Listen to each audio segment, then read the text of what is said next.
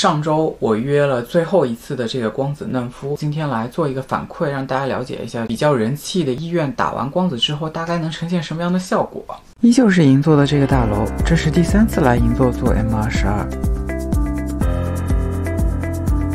开始洗脸卸妆还是和原来的一样，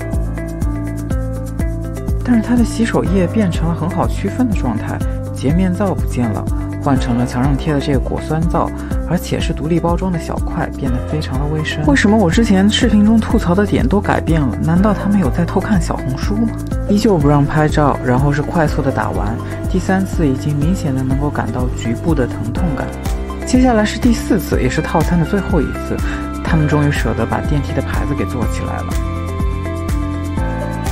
今天等待的人还挺多。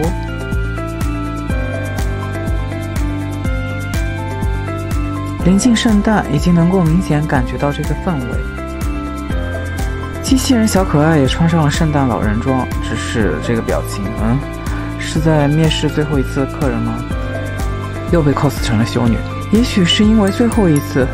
护士的服务态度比之前还要好。打完光子之后，又要给我增加照射之前的这个美白大排灯。不过这次终于被我成功拍下了过程，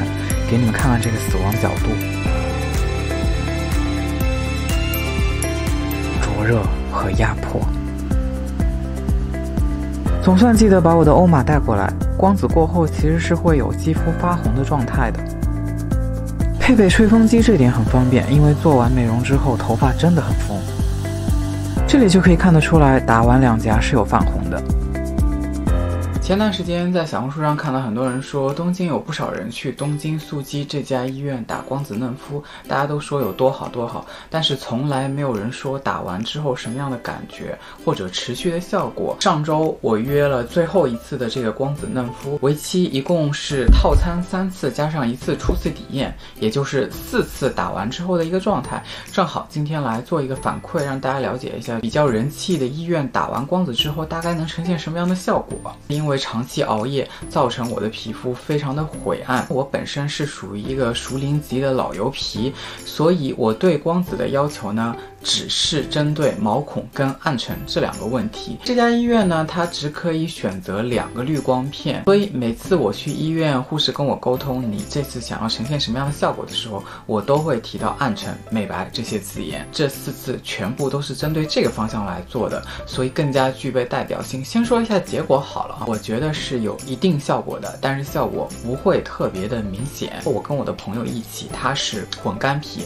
然后他比较在意的是斑点。先说他的情况，他每次打完其实都还算比较开心的，因为他觉得他的斑点有慢慢减弱，也就是说光子如果能量跟手法把握的好的话，对斑点也是会有效果的。在施打第3次的时候，他有觉得他的斑似乎比前期加重了。在我去到的东京速姬这个医院，我觉得虽然看起来它很人气，络绎不绝，因为便宜嘛，但实际上该做的事情护士小姐都有做到，每次的拍照沟通其实都是蛮清晰的。因为我的朋友在第3次我们一起去的时候，他就有跟护士讲到他的这个斑变重，那么护士除了传统的这个发术之外，在全脸打完之后，额外在他2颊就是比较在意有斑的地方重新再施打了一下，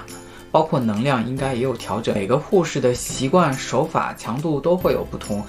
因为我在第3次的时候就已经跟我的朋友表示出，我觉得有一些疼，他呢就觉得还好。我个人在忍痛方面还是不错的，所以我就觉得用在女生的皮肤上跟用在男生的皮肤上强度可能还会有些许的不同，这些都是需要沟通的。说到这些的意义是什么呢？就是选择医院一定要医生是有跟你沟通的，或者护士是有跟你沟通的，或者你具备这个沟通的能力。最重要的，首先医生的能力，其次机器是不是好的，第3就是充分的沟通。但是因为我是油皮，我脸上没有特别明显的斑点，而我的在意点又是暗沉。先讲一下我在打光子的这个期间一直都是作息不好，尤其是最近作息更达到一个非常不好的状态。按照以前的经验的话，应该是暗沉到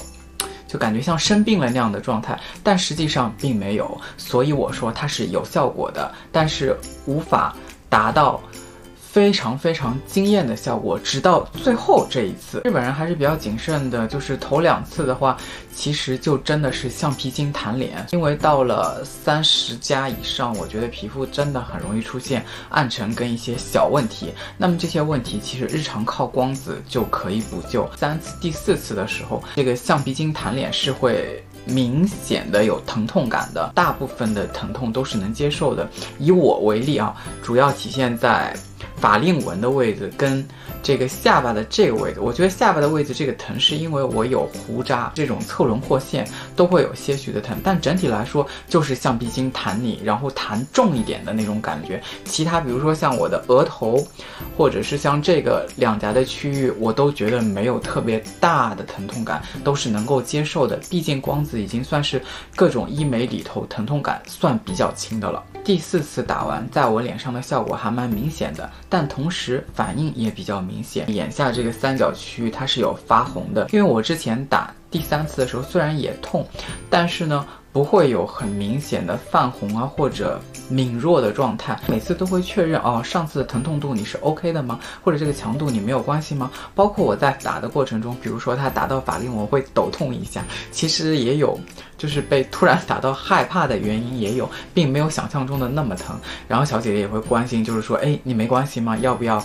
就是改变一下强度？我就说没关系，因为我还是觉得痛会更有效果一点。洗脸跟涂护肤品的时候，它是会有微微的刺痛，红是能够明显看得见的，而且这个红持续了2-3天，所以我又把我所有传统用的护肤品基本上都停掉，然后换成了蓝铜胜肽。如果你对这个光子嫩肤感兴趣呢，你可以去感受一下。但是第1次负责任的医生他一定会给你的强度调得很弱，因为他不知道你皮肤的承受能力，所以在一家医院循序渐进的去做，才能够看到更好的效果，以及医生的这个专业度在每一次的这个细节中你能够体现出来。之后呢，其实医院有推新的套餐，从原来我们3次是29000日币，到现在涨成3次38000日币。我个人觉得涨幅有点过高，虽然38000日币在日本的这一众光子嫩肤里头，尤其是用到这个 M22的这个仪器，其实还是算便宜的。但是考虑到银座很远，加上它一下子，尤其是对会员一下子就涨了这么多，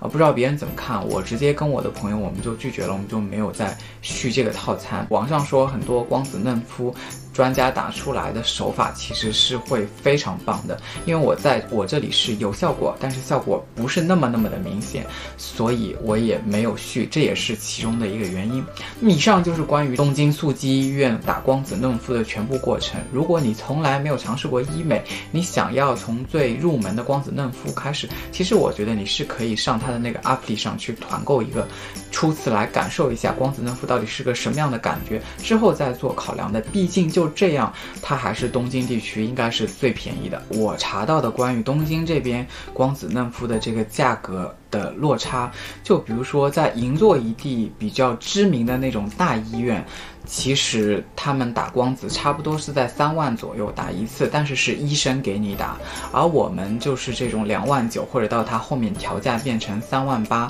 其实落差还是蛮大的。我居住地附近池袋这一块的话，有很多医院的施打大概是在1万8、1万5这样的价位，所以不管怎么说，东京速基这家医院确实非常的便宜。那么我想大家选择它的原因就是因为它便宜，整个施打的过程的感受、效果、价格、性价比都告诉给大家，让大家自己去参考。其实我最近有在另外一家比较知名的医院补打我的肉毒杆菌以及玻尿酸，然后关于它呢，我也有很多话要讲，尤其是玻尿酸，我突然知道原来法令纹并不仅仅是打在这个地方就可以了，有很多你需要注意的细节。那么虽然我对医美的东西也是刚刚开始，但是我希望把我的经验可以分享给到大家。如果你对我的内容感兴趣，就请继续关注我吧。感谢你的收看。